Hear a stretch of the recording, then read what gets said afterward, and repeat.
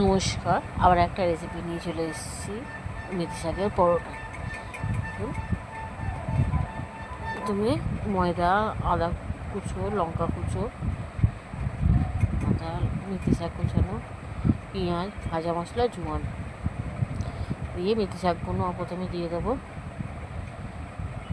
দিয়ে এর মধ্যে আদা করা আছে, আর লঙ্কা,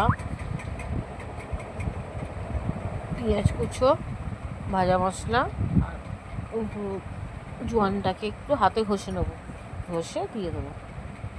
স্বাদ মতো নুন দিয়ে ভাজা মশলাটা দিয়ে দিলাম। স্বাদ মতো নুন দিয়ে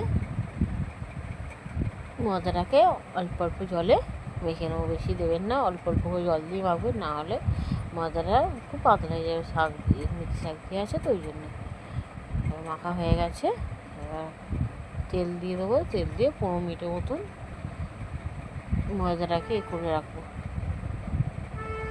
রেখে দিলাম ময়দাটাকে। তারপর লেচি কেটে নেবো, করে এবার ভেজে নেবো।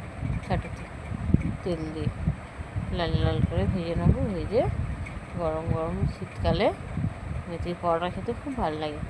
আপনি চাটনি দিয়ে, ধনে পাতা, পুদিনা পাতা, লঙ্কা দিয়ে চাটনি দিয়ে খেতে পারেন, আলুর দম দিয়েও খেতে পারেন। ভালো লাগলে শেয়ার, কমেন্ট, ফলো করবেন। নমস্কার, টাটা, বাই বাই।